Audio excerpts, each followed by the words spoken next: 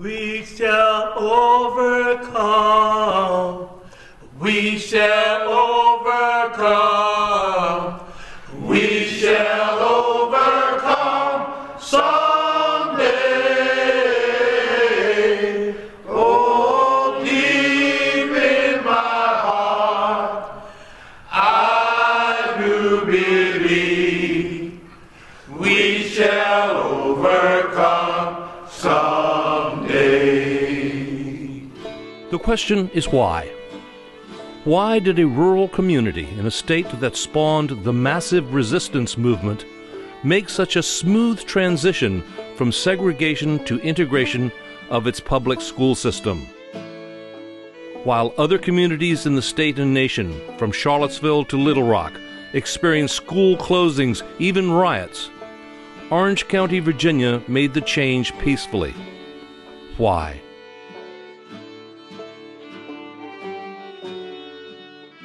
Certainly, there were difficulties. It took the county 11 years to change, but change it did. We shall overcome someday. It goes back to a third grader in Topeka, Kansas. Her name was Linda Brown. Her father questioned why did his little girl have to ride a school bus to attend a segregated school when she could easily walk to a white elementary school just a few blocks from her home. Why? The Supreme Court decision in that case in 1954 became the mother of the modern civil rights movement, leading eventually to the Civil Rights Act of 1964 and the Voting Rights Act a year later, 1965. It was that fall that the first few black students entered previously all-white schools in Orange County, Virginia.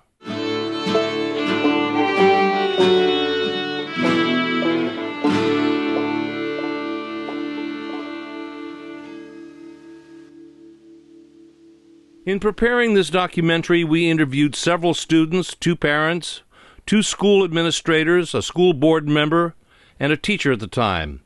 And not one can remember any racially charged incidents regarding the desegregation of Orange County schools. That doesn't mean it didn't happen. It may have. They just didn't see it. We asked every one of them to rank the desegregation process on a scale of 1 to 10, with 1 being the worst and 10 being the best. And they all gave Orange County, Virginia 8s and 9s. Why? It was not a bad experience. I think it went along extremely smoothly. It was very smooth. But right off the top of my head, I'd say 9. And it was very exciting. I was at the right place at the right time. I was so delighted and thrilled and pleased that Orange County did not follow that route. Generally speaking, for a story to be interesting, it needs conflict.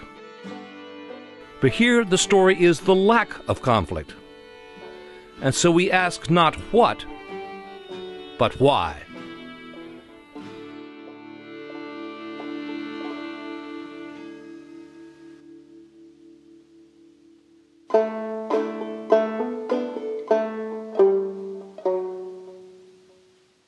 After the Civil War, many blacks who remained in Orange County established freedmen's communities, many of which exist to this day, places like Tibbstown, Jacksontown, and Little Egypt.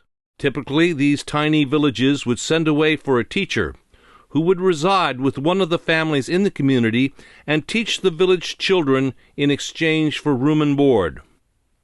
That was the case with emancipated slave Chester Lewis, a founding member of Freetown, who, although illiterate himself, saw the need to educate the community's children. Freetown's first school was held in his living room. Yes, he believed in it. And he opened it for the other children to come. He gave that room to the community. Eventually, 1- and 2-room schoolhouses began cropping up.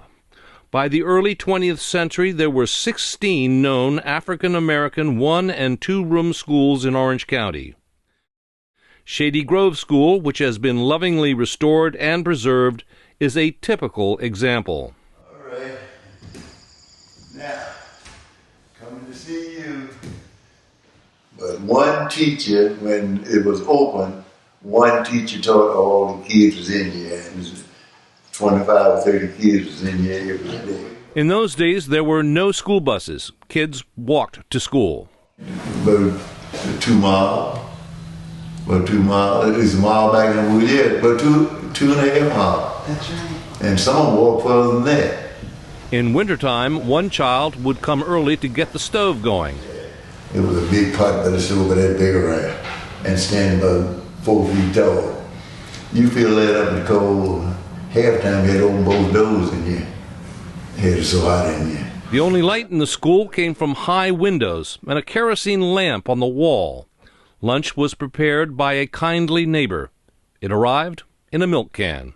Oatmeal, white beans, biscuits, and if you got a roll, that was a bonus. Fresh water came from a spring in the woods, and if you had to go to the bathroom, you raised your hand and you went outside. That was the outdoor facilities. Rebecca Coleman attended the Monroe Woods School. Later, the colored Orange Graded School. When I went to school, there were 4 classes in one room at the Monroe Woods School, and there was one teacher. So you were not getting the proper attention that you needed to really learn. Actually, we had outdoors toilet facilities. The children had to bring in the wood or the coal to keep fire in the stoves. We would clean up. For a little while, we had a little kitchen at the end of the old school, and the teachers would cook for lunch for us, and the students would help to serve it. It was a lot of responsibility for the African American teachers, but by the same token, they had the attention of the students, and they learned. And I think today that because of that lack of discipline, it has created quite a few problems. Although there were numerous 1- and 2-room elementary schools for African Americans in Orange County, secondary education for blacks was practically non-existent until the establishment of the Lightfoot Training Academy, named after legendary educator Isabella Lightfoot. The Training Academy was followed by the Orange County Colored High School in the late 1930s through the late 1940s. All of these schools were separate, but hardly equal. They had 2 rooms, and they had from first grade to senior year. They were in 2 rooms, and you wouldn't believe it. This in the 20th century, what went on? It was just terrible. Oh, definitely not equal. I had to walk to school. I've seen the bus with the white children on past my driveway, which is right now in front of the house here. Whether it rained or snow, we had to walk to school. Monroe Wall said, we're going to be under the gun. We've got to build a new school. And so Monroe and I became the 2 most liberal guys that ever lived. And we built a new brick school, which the African American named it Prospect Heights. And the old school, they tore it down. Fortunately, I'm glad they did, because I hate to admit that I lived in an area where they packed in 11 grades into 2 rooms.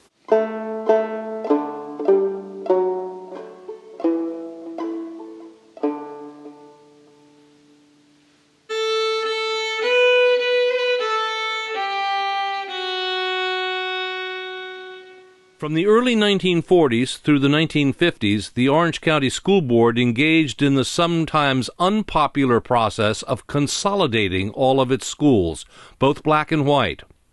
When the dust settled, 8 white schools were boiled down to Orange Elementary, Unionville, and Gordon Barber, with high school students going to Orange County High. 13 African American schools were boiled down to Prospect Heights and Lightfoot.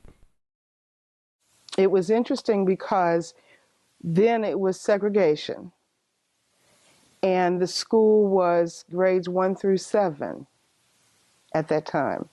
And we had a little over 300 children there at the time, which were quite a bit of children there.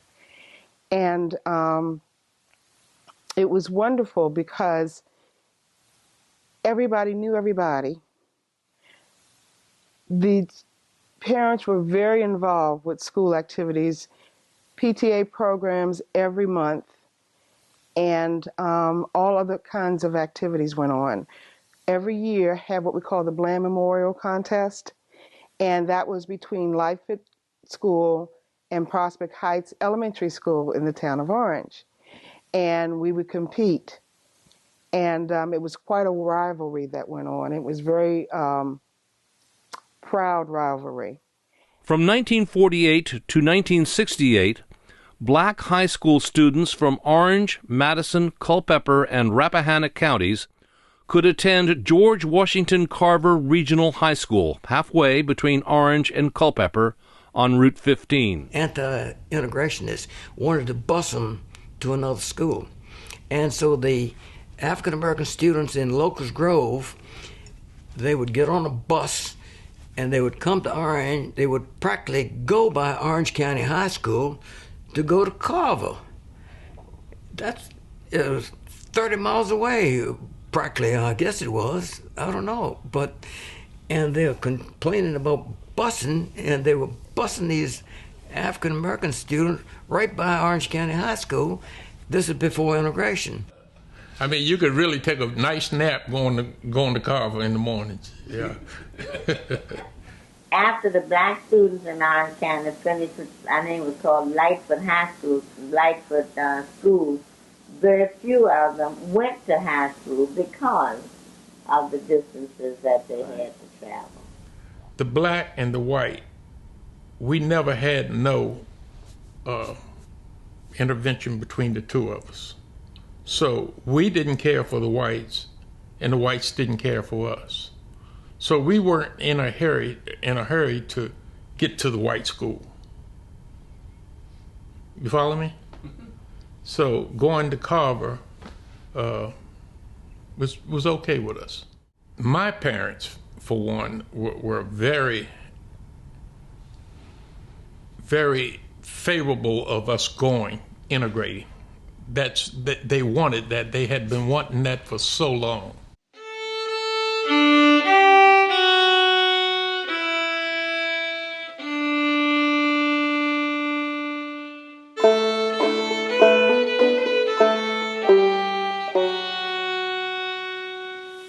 Along came integration, and we didn't know what to do. So Robert Butt was the superintendent. So we said, we're going to have to get some African-American teachers. And I said, I'd like to get an African-American disciplinary teacher who'd just be in charge of making students behave. And I had a reason. It wouldn't be, well, it is racial, but I was trying to alleviate the racial problem that we thought we were going to have. We sent teams of teachers throughout the state, West Virginia, North Carolina, and sometimes South Carolina, with the black schools recruiting to get some qualified black leaders and teachers to come to Orange County. I do remember my dad saying, well, you know what's going on during the summer. You know what's going to go on this year. Like, well, football practice starts August 10th. I mean, what else do I have to worry about? And he says, well, you know, there are going to be black students at the school. And it wasn't a long conversation. His point to all of us was, and he just says, well, just letting you know, and I don't expect, if there's any trouble, I don't expect you to be part of the trouble, and really, if anything goes on, you should be part of the solution, not the problem. And Dad wasn't real philosophical. He just kind of said, this is what's going to happen, and this is the way y'all are going to behave. By the early to mid-1960s, the massive resistance movement, a strategy hatched by Virginia Senator Harry F. Byrd for resisting desegregation, was breaking down. Armed with the Civil Rights Act of 1964, the Federal Department of Health, Education, and Welfare, HEW, employed both the carrot and the stick on communities all across the South to submit desegregation plans for approval. Orange was no exception. In June of 1965, Orange County offered what was called freedom of choice. They had what they called, you could decide where you wanted to go, what school you wanted to go to. There were some students that were at Lightfoot that wanted to go to Unionville Elementary, which was the school just above us. Some wanted to go to Orange Elementary, and they did that, but no white students came to Lightfoot. We remained just African American until that last school year. And then that fall, it was mandatory that everybody go to where they were supposed to go. And so that's when integration fully happened. And so I was in that last class at Lightfoot before full integration happened that fall. The second year, I could call it a token integration. Mrs. Gussie B. Taylor, she went out and found about half a dozen students, or a dozen, and brought them in, and they were integrated wherever they fit. Then, in August of 1965, just before schools were to open, HEW asked the county why only certain grades were being offered freedom of choice. Why not all? The beleaguered superintendent of schools, Robert E. Butt, responded that if they integrated all grades at once, the schools would be overcrowded. One school board member grumbled, "To hell with Washington." Nevertheless, on opening day in 1965, the local weekly newspaper, the Orange County Review, reported, "Integration of grades 1, 8, 11, and 12 took place this week as scheduled." Duff Green, who was editor of that newspaper, was also on the school board. We didn't know whether the students would accept them. It seemed like it didn't make any difference at all. Everything was going fine, and I had two children in the high school at the time, and they told me what was going on, and they said they didn't see anything. They didn't see anything wrong. There's some real nice girls in their class. They were just as friendly and whatnot. And so I reported that to what I knew. As far as I know, I was the only member of the school board who had children in school. A handful of courageous African-American students led the way that first day of school at Orange County High. Patricia Shirley was one of them.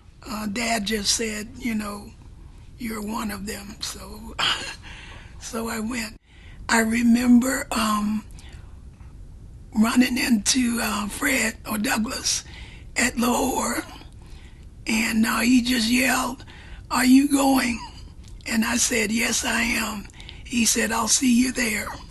But I don't remember a letter. I don't remember Dad telling me I had a choice, so, he didn't order me, but, I guess so to encourage me to go, so I did.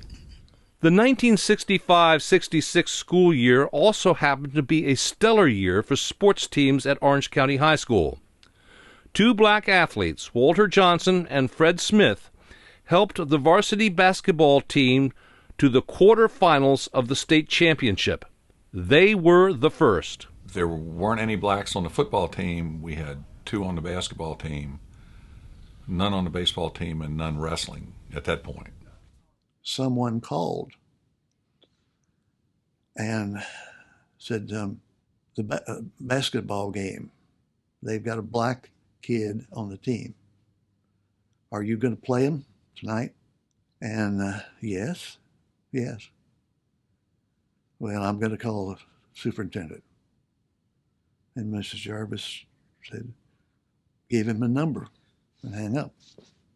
Meanwhile, political wrangling intensified. In October, Commonwealth's attorney, S. Page Higginbotham, suggested to the Board of Supervisors that they refuse the federal carrot, $42,755, to, quote, get out from under the HEW whip. But the supervisors refused, pointing to the stick, which was the Civil Rights Act of 1964. If we turn down federal funds, what happens to the 1964 Civil Rights Act? Supervisor Ashby Downer asked the attorney, who replied that they are still subject to federal law. Chairman R. Monroe Waugh fired back, "Are you asking the supervisors to get on sandy ground? We'd be sticking our heads in the noose." Orange County Review, October 14th, 1965. The issue came to a head just before Christmas, when the supervisors abruptly adjourned before a citizens committee, led by S. Page Higginbotham, could propose that a second high school be built and that students be separated by gender instead of by race. The fear was not integration, but miscegenation. And one of our prominent members said, "Well, Gussie, suppose we built another high school and have all of the boys go to one and all of the girls go." See, that was the main thing behind it all. And all of the girls go to another. And when Miss Taylor got upset, she was stamping, No, indeed, we don't need another high school. They're all going down there together.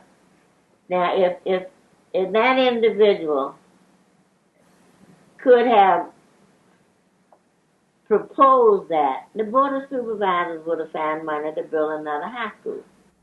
But she was definitely against it, and she sure would have had the black community with her. Why two high schools? But now, as far as I know, that never left the back part of that courthouse, because the courthouse was jammed. By the end of January, the supervisors applied for a $1.6 million loan to build a new Orange Elementary School and put an addition onto the high school. In February, the Freedom of Choice letters went out again. In compliance with civil rights directives recommended by the Department of Health, Education, and Welfare, a plan for desegregation of the school system has been put into effect to operate the schools in all respects without regard to race, color, or national origin, and all public high school students will attend Orange County High School, said the Orange County Review on February 17, 1966. The newspaper article goes on to say George Washington Carver, serving Orange, Culpeper, Madison, and Rappahannock counties, will close. In April of 1966, Fred Smith, one of the first 5 seniors, dispelled any concerns that the African American students could not succeed academically. A year later, Phyllis Hyland was cited for academic excellence. In June of 1966, the first 5 African American seniors at Orange County High School were awarded their diplomas. During that summer, the kids continued doing what they always did, which was to play sports.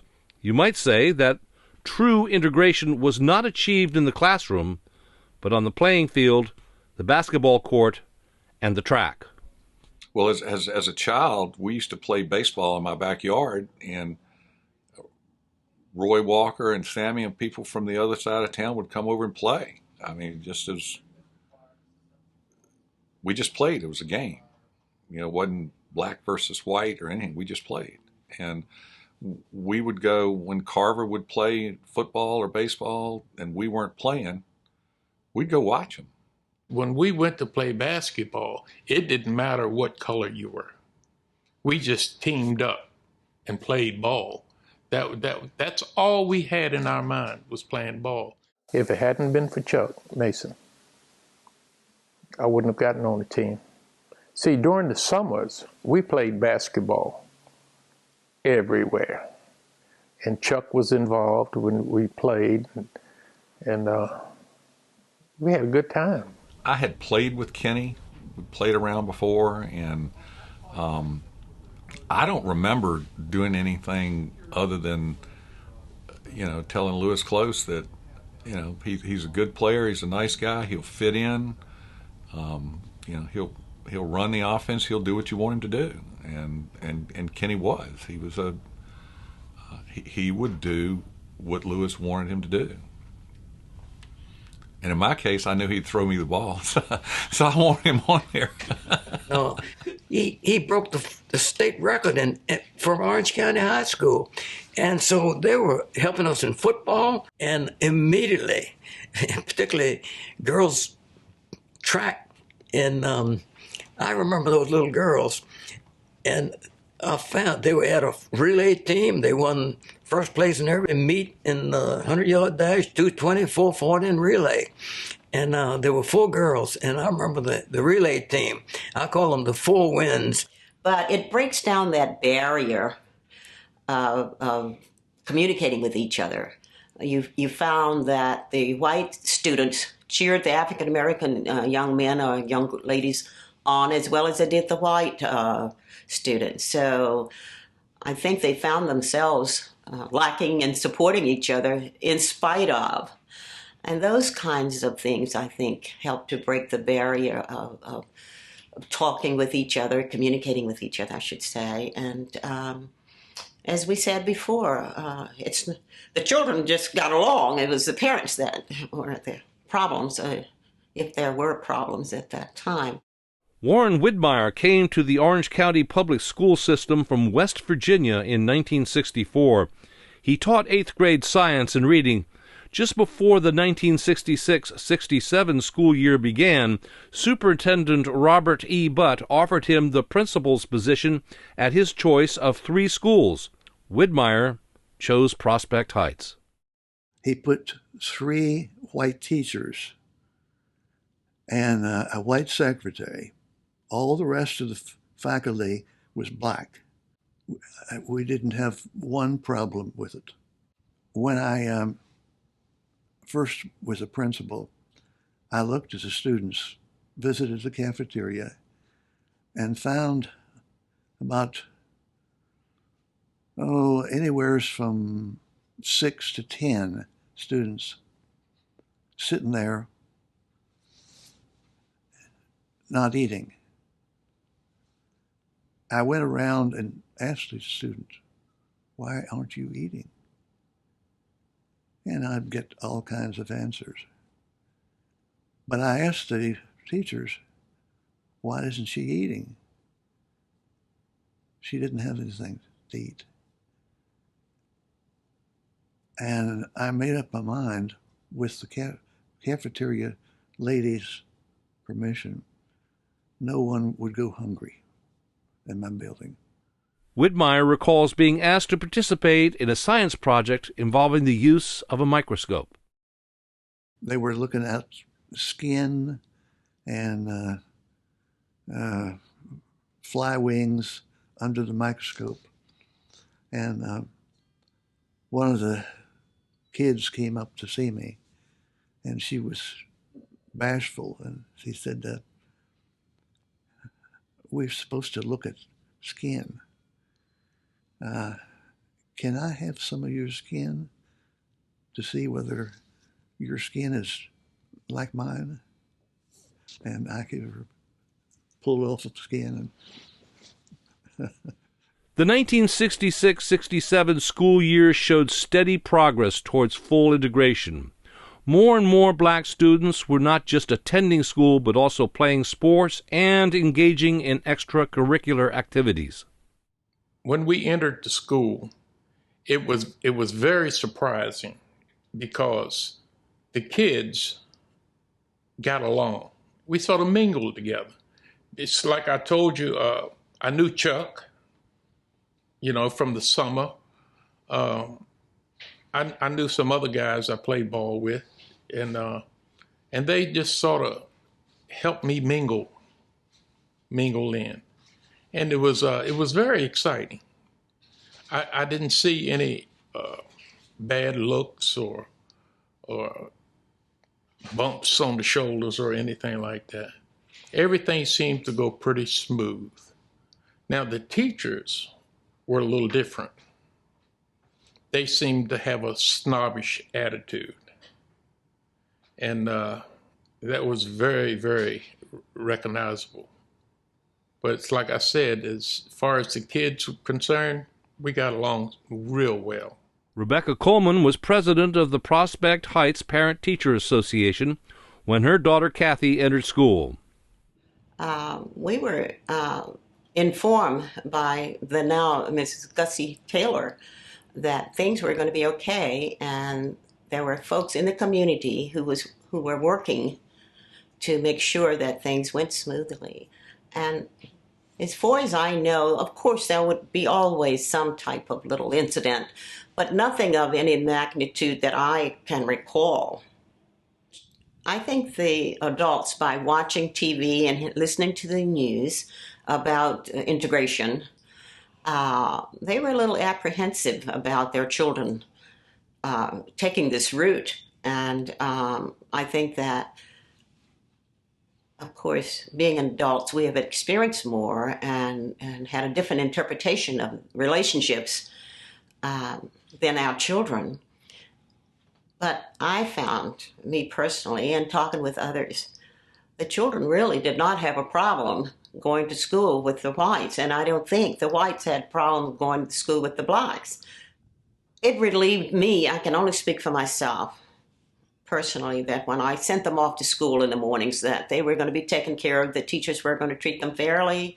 They came back with good times that they'd had in school. And it kind of relieved the pressure of them going off into this environment. Kenny Adamson was the first black to work for the A&P grocery store in Orange. And although he experienced no problems with his fellow white students and teammates, the adults were a different story. And by me being close to the kids in the school, they loved to see me there.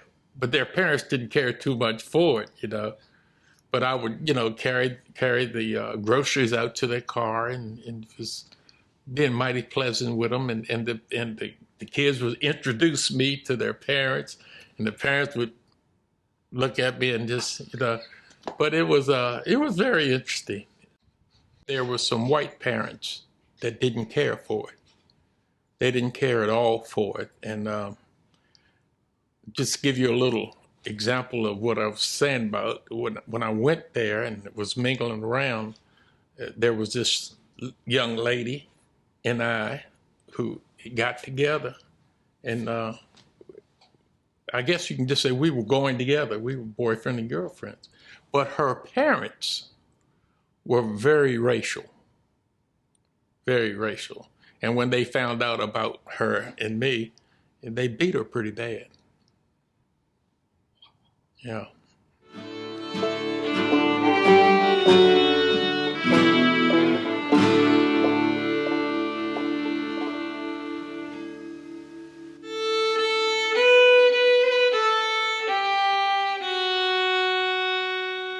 Although the students were accepting and peaceful, there was trouble beyond the schoolyard. I had a teacher that come to me, and she was wild. Somebody had been looking in her window, and she thought it was a Ku Klux Klan. Well, after talking to her, I loaned her my .22 rifle, and she gave it back, but the policemen investigated, and they found out it wasn't the Ku Klux Klan at all. It was a mentally disturbed man that lived on his street. In October of 1966, a cross was burned in broad daylight, prompting a letter to the editor of the Orange County Review. Freedom of this sort is certainly allowed legally, but in my opinion, I wonder how it can be sanctioned morally and ethically by us, the one called of Christ, his followers, Christians. Indeed, the fire was hot that burned the wooden structure of the cross, but a Christian's conscience should burn even warmer to allow such mockery, such hatred-spreading, and such malice-hurling machinery as this Triple K has put forth in our country. I feel that another rally is needed, a rally centered around Christ and a cross where sacred blood has been shed for man's atonement and not his damnation. James D. Nicholson. That was not the last time the KKK made an appearance in Orange County. Orangetown police arrested a man for burning a cross in school administrator W.T. Holmes's yard. I'm sure he was afraid, and he began to run across the cornfields right next to his house. And this is a story that I was told. You know, I didn't personally see it, but I was told of it. And yeah, the cross was burnt in his yard. And in June of 1967, Klansmen, mostly from out of state, returned for a rally in a field just west of the town of Orange off of Route 20. One Saturday evening, and as I was walking up Caroline Street and looking to my left, I saw two Klansmen standing on my left with their uniforms on, with these huge signs pointing to where their festival or whatever it was going to be. It was pointing that way. On both sides of the road, state troopers. I've never seen so many state troopers in Orange County in my life. And up on the hill, it scared Betsy and Duffy to death. They had white robes on with, you know, over the heads and everything, and they had a big cross burning. It was quite a little talk about it. I think that I don't think anybody become terribly afraid because of them being there. At that time, we had seen so much, I guess, on television. We realized those who were under the hood, they were hiding themselves because they didn't want you to know who they were, and we weren't intimidated. I guess that would be a good word to use.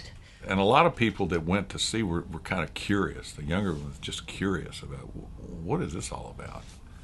Because we just didn't have it. We didn't grow up with it here. And R. Duff Green vividly remembers George Lincoln Rockwell, the leader of the American Nazi Party, who was running for governor of Virginia, giving a speech from the back of a pickup truck behind what is the Gordon Building today.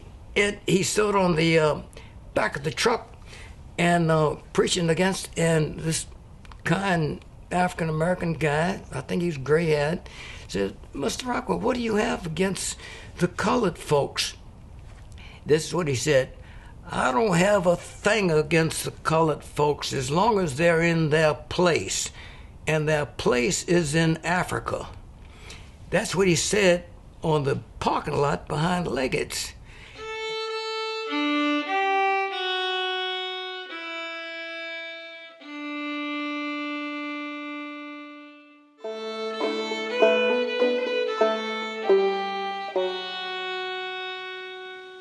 Despite agitation from outside the county's boundaries, progress toward full integration continued. The last all-black classes at Prospect Heights and Lightfoot graduated. They would go to Orange County High School in the fall. During the summer of 1967, Prospect Heights hosted a Title I summer school program for the educationally disadvantaged. In a brilliant move, Superintendent Robert E. Butt and the school board converted the previously all-white Orange Elementary School on Bellevue Avenue into an intermediate school. He put Warren Widmeyer in charge. I had all the 6th and 7th graders, both black and white. And that was a good year. The first day I had a fight.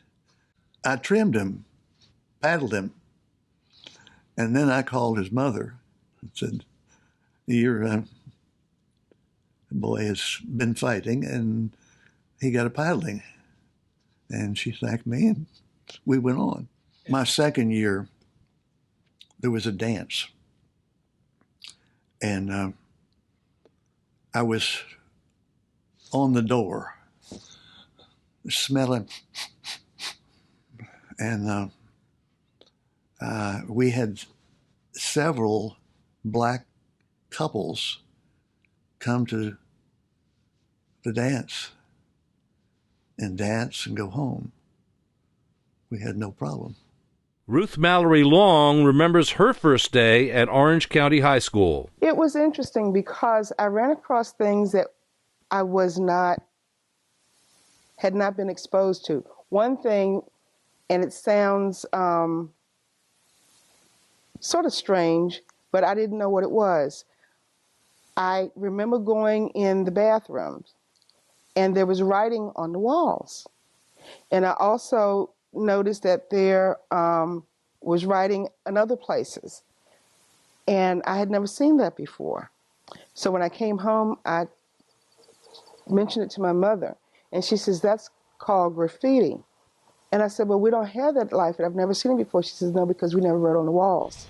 We had better discipline in the African American schools, and I think today that's so lacking.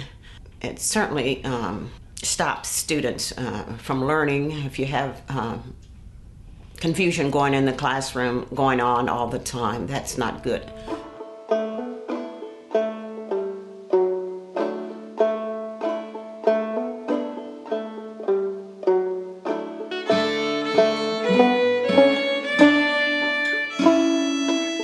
By the 1967-68 school year, Orange County Public Schools had become fully integrated, not just in the classroom, but on the playing field and in the activities room.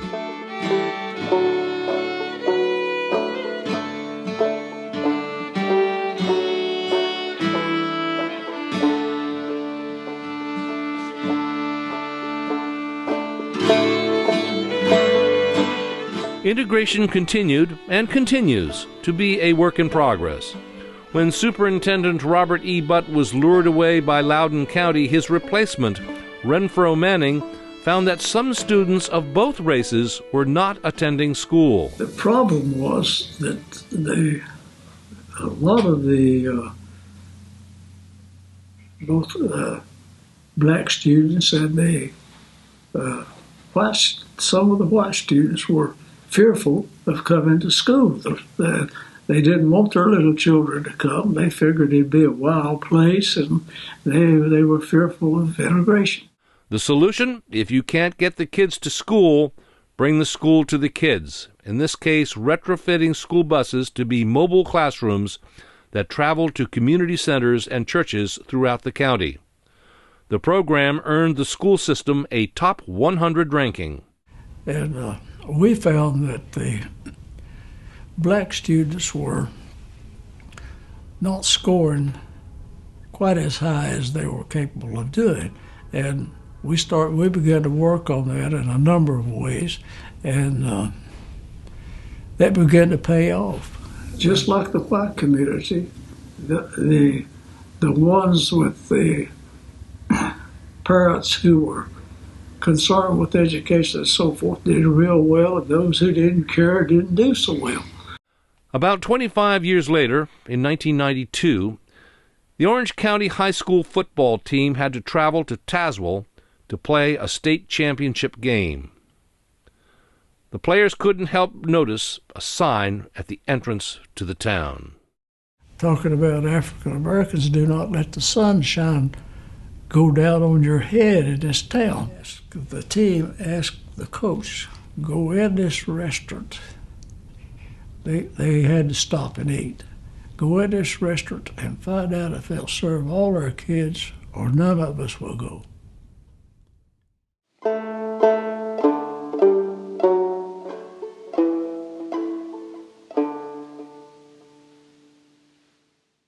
We shall overcome. We shall overcome. We shall overcome someday. And so we come back to the question of why. Why was it smoother here than next door in Charlottesville? And the obvious answer is because of a group of dedicated people. We had some good community leaders here, both white and black. And I think their wisdom and intuition took a lot of that away from what we experienced here in Orange County. Top of the list is Gussie B. Taylor, for whom the Taylor Administration Complex is named. A native of Essex County, she came to the Orange County school system in 1925 as an elementary school supervisor and retired from that same position after 42 years of service. She was a very positive influence. She had lots of respect in the black community. She is, I used to tell her, she's my mother in Orange County. And she'd bake me bread and rolls and pies, and I would reciprocate by taking her wild game or something in the garden. And she'd come back long after she retired, bringing each one of the school board employees a quart of oysters. She helped with a lot of things in the community, not only schools, but if you needed a doctor, if you needed any information other than going grocery shopping or whatever, she was the person that a lot of the parents called on to seek advice. That was the wonderful thing about segregation, let's put it that way. There wasn't very many wonderful things about it, but you got to know the teachers and the leaders of the African American community. Gussie Taylor was a member of the church in there in Orange. She would visit the other churches. She would come to your home. We knew her. We knew the teachers. Some of those teachers were members of our churches. So you got to be friends, and your parents knew them well. So if anything took place in the school, well, the parents knew immediately almost what happened. And they kept each other informed on what the children were doing in school. Gussie Taylor was active in a local social organization, first known as the Orange Goodwill Health Club, later the Orange Health and Cosmopolitan Club. The group worked tirelessly behind the scenes to improve conditions in the African American community. Other people who helped make integration a success story include, but are not limited to, Alfreda Broaddus, Superintendent Robert E. Butt, OCHS basketball coach Lewis Close, Rebecca Gilmore Coleman, School Board member R. Duff Green, Principal W. T. Holmes, Thaddeus H. Johnson, Isabella Lightfoot, Lightfoot Secretary and Bookkeeper Esther Mallory, Lily Spriggs, Charlotte Towns, Supervisor R. Monroe Wall, and School Administrator Warren Widmeyer. And last but not least was Marcel Coleman, who, besides being a memorable high school teacher, also became the first black to serve on the Orange Town Council and the first to serve on the Orange County School Board. Marcel did a whole lot to help it go smooth, because Marcel's from the old school, and she pretty well knew the majority of the black kids. And if you were to say something smart or do something, you might get that, and she would talk to us, and calm us down, and we heard of the death of Martin Luther King, and we just went through the halls beating on the cabinets because we were just so hurt to hear about him being shot, being killed. And we were just so riled up, that we were waiting for anybody to come close to us. But the person who came close to us was Marcel Coleman. And she took us in an empty classroom and sat us down. And she began to speak to us. And all of the hate and anger we had began to just come out of us. And she said, now go on to your class and behave yourself. And it was over with. That's what we did. But as far as I'm concerned, desegregation in Orange went as smoothly as it could have any place else. And then when you compare it to what they did in closing the schools down there for 5 years, they were completely opposite ends of the spectrum. And a lot of it just has to do with attitude. And you can't legislate people's attitude. You can't make me like you. But because of my relationship with you, how I treat you and how you treat me, those are the things that that bring people closer together. Another major player in this success story was not a person, but a newspaper. Owned and operated by the Green family, which includes Duff Green, the Orange County Review not only covered the desegregation story, but subtly helped African Americans feel they were a part of the Orange County community as a whole. The paper wrote articles and published photos of new minority-owned businesses, of blacks and whites working side by side, of weddings and engagements in the black community. It sought contributions for a regular column called The Colored News, and included the political opinions of blacks in a regular feature called What You Think. But the real heroes of the integration story of Orange County, Virginia, were the kids themselves.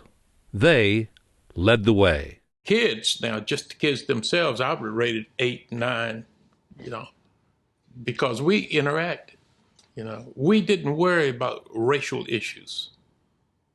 It just seems as the teachers and the parents were worried about the racial issues. My kid with a black kid or my kid with a white kid, it didn't bother us. There were pretty much, like I said, no issues with any of the students that I remember anyway, with none of the students. You see, sometimes it just takes a little bit of forethought and a willingness to do what's right, best for the student and best for the community.